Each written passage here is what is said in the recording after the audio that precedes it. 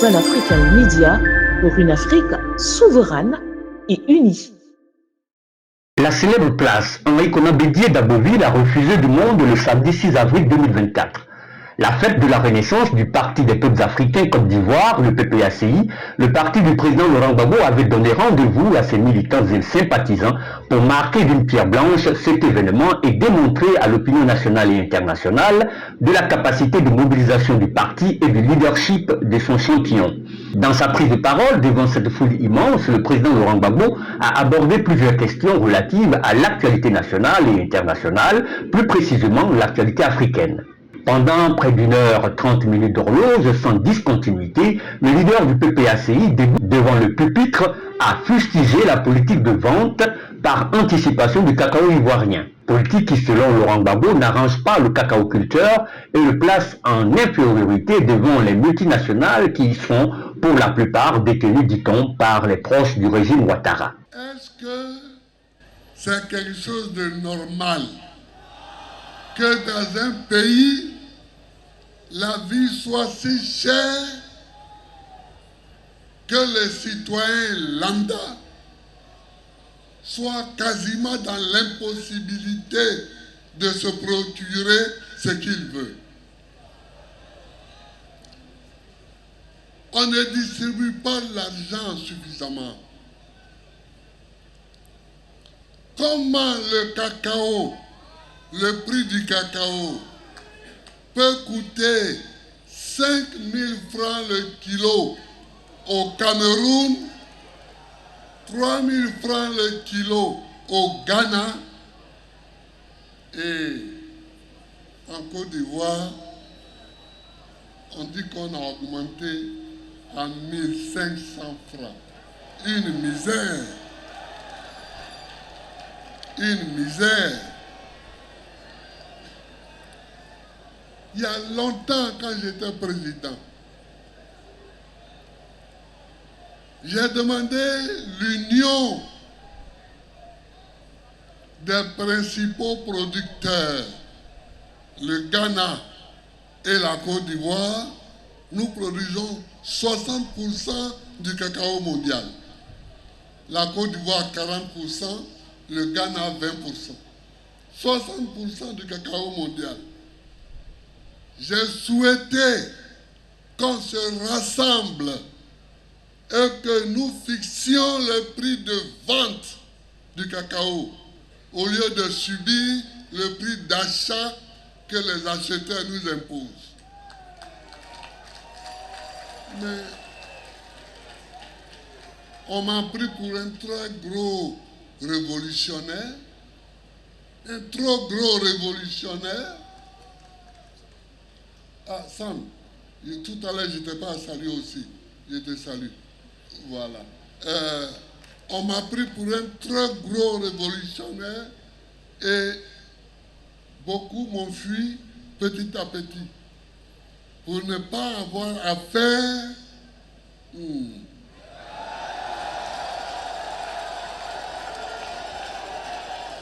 pour ne pas avoir affaire Or, on n'obtient rien sans combat. On n'obtient rien sans lutte. On n'obtient rien sans se battre. Aujourd'hui, les acheteurs achètent à n'importe quel prix qu'ils veulent. 5 000 francs au Cameroun, 30 000 francs au Ghana, 1 500 francs en Côte d'Ivoire. Qu'est-ce que c'est que ça? Qu'est-ce que c'est que ça? C'est pour éviter ça. Eux qui sont des libéraux. Moi, je suis un socialiste, mais eux qui sont des libéraux, que le FMI avait imposé une réforme libérale en 2000, au temps où Gay Robert était chef d'État. C'est Seydou Diarra et Patrick Hachi, qui vit encore, qui ont mené cette réforme. Elle consistait à dissoudre la caisse de stabilisation pour laisser le planteur-vendeur de cacao en face de l'acheteur et du cours mondial. C'est bénéficiant de cette dissolution que j'avais dit en 2000 aux paysans, donnez-moi le pouvoir pour que je vous le rende. Donnez-moi le pouvoir pour que je vous le rende. Et quand ils m'ont donné le pouvoir, quand j'ai été élu, j'ai rendu le pouvoir aux paysans. Vous avez vu, ceux qui fixaient les prix, ceux qui annonçaient les prix, ce sont les paysans. Devant des centaines de milliers d'hommes et de femmes acquises à sa cause, l'ex-pensionnaire de la prison de La Haye s'est prononcé longuement sur sa candidature à la présidentielle de 2025. Il dit qu'il a accepté la proposition du comité central de son parti. Désormais, toute ambiguïté étant levée, le PPACI peut compter sur lui pour croiser les fers avec les éventuels candidats des autres formations politiques à la présidentielle de 2025. Les militants du PPACI ont présenté ma candidature depuis que je suis revenu. Depuis que je suis revenu, ils me tarabistent pour que je sois candidat. J'ai fini par dire oui. J'ai fini par dire oui. Et j'ai dit oui. Mais, voyez-vous, il y a des gens qui disent Gbagbo n'a pas son nom sur la liste.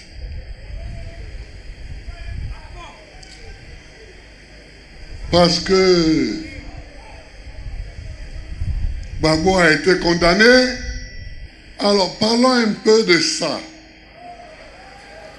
Parlons un peu de ça. Ma condamnation. Parlons un peu de ça. Un tout petit peu.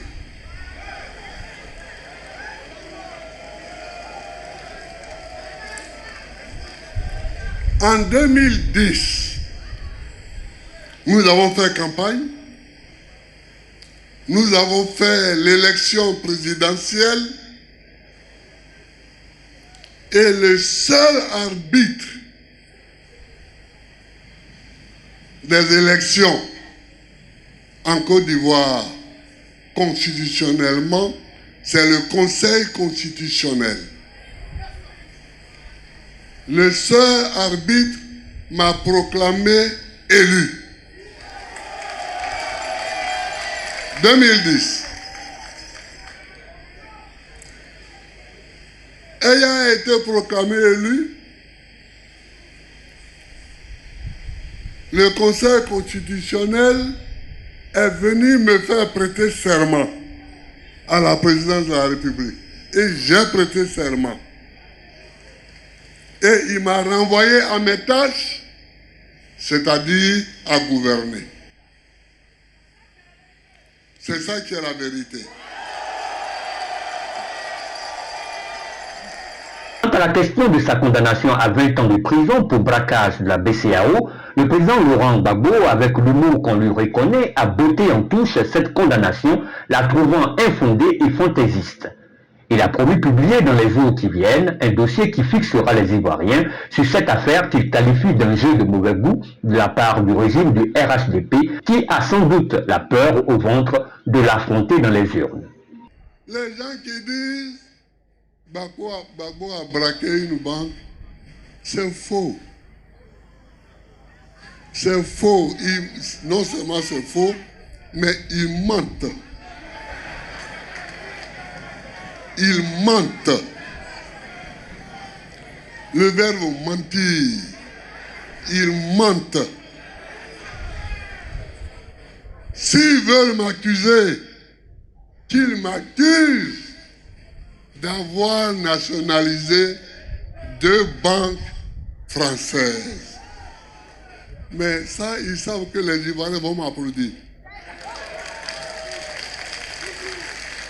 S'ils veulent m'accuser, qu'ils m'accusent d'avoir quitté la BCEAO de Dakar.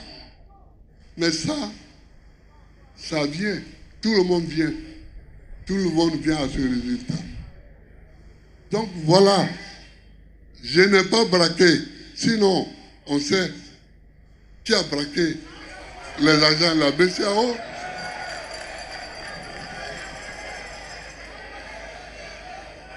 La BCEAO a été braquée. Quand la rébellion nous faisait la guerre. La BCEAO braquée a été braquée.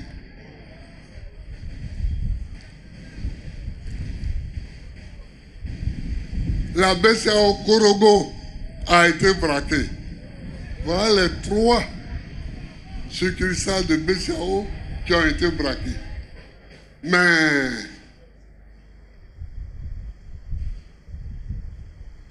où est parti l'argent? Aujourd'hui, je ne suis pas là pour ça. Mais s'ils veulent qu'un jour on parle, on va parler. Voilà. Sinon, si ceux qui ont pris l'argent m'accusent aujourd'hui,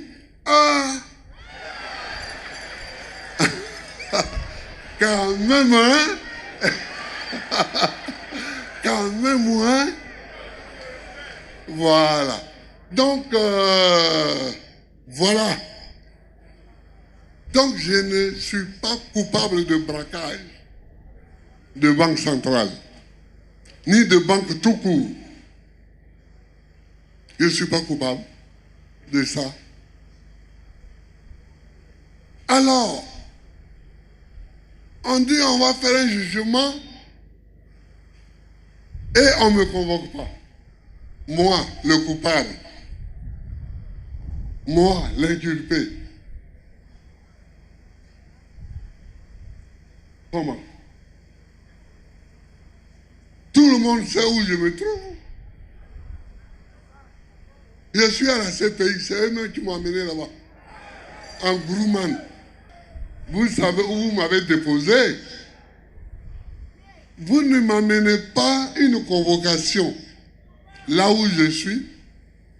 Et puis derrière mon dos, moi je suis acquitté à la CPI. Je reviens ici, on dit oui, il y a eu un jugement en 2018 où tu as été condamné. Comment? Comment? Et pourquoi je n'ai pas été convoqué? Ah, on dit qu'on ne savait pas où tu étais. Qui ne savait pas où j'étais? Le monde entier savait où j'étais. Quand tu fais la politique, c'est que tu décides de t'occuper de la vie de tous tes compatriotes. Donc c'est sérieux. S'occuper de la vie de tous tes compatriotes. C'est très sérieux. Donc, on ne joue pas avec ces choses-là. On ne joue pas avec ces choses-là. La compétition politique existe. Je veux compétir.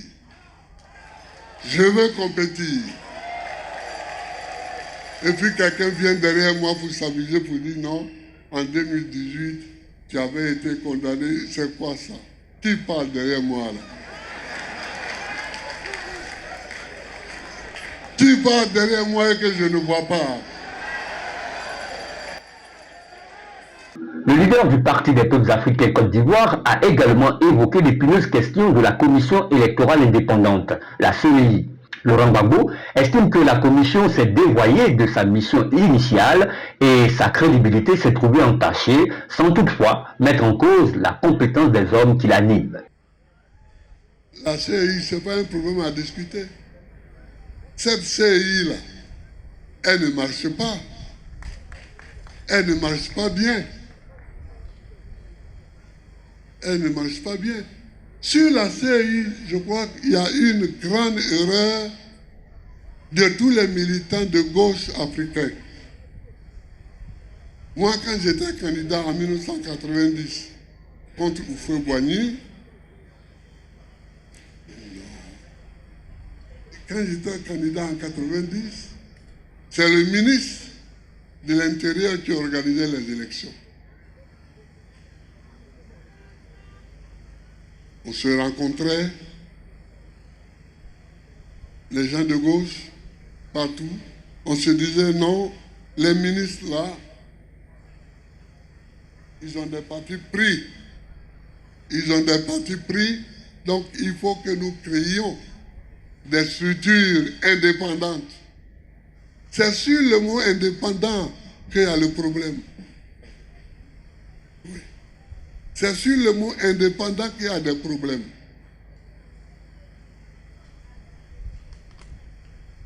On a créé la CEI. Honoré Guié, qui est le premier président de la première CEI, c'était bon. Gueye l'a d'ailleurs arrêté. Pendant qu'il proclamait les résultats, on l'a fait arrêter. Parce qu'il proclamait des résultats qui ne plaisaient pas. Et puis finalement, il m'a proclamé élu. Mais après ça, ce que nous voyons maintenant, c'est même pire que les ministères de l'Intérieur. C'est pire. Donc il faut réfléchir de nouveau et faire en sorte que les CI soient réellement indépendantes. Soient indépendantes du pouvoir et soient indépendantes de tout parti politique. Peut-être qu'on va mettre des gendarmes ou des policiers ou des... Comme je vois des gendarmes devant moi, je les cite, ou des policiers ou des militaires, mais il faut qu'on trouve quelque chose. Il faut qu'on trouve quelque chose. Il faut qu'on trouve quelque chose. Parce que je suis trop déçu que la belle idée que nous avions soit partie comme ça, en putréfaction. Relativement au thème consacré à la deuxième édition de la fête de la Renaissance, le leader du PPACI a reconnu qu'il y a eu des avancées pour l'autonomisation des femmes au sein du parti et au plan national, mais que beaucoup reste néanmoins à faire. Les femmes ivoiriennes, militantes du PPACI ou non, auront un rôle déterminant dans la reconquête du pouvoir d'État en 2025 et que le parti en est convaincu et devra donc agir en conséquence en leur accordant plus de responsabilités au sein de l'appareil politique. Pan African Media pour une Afrique souveraine et unie.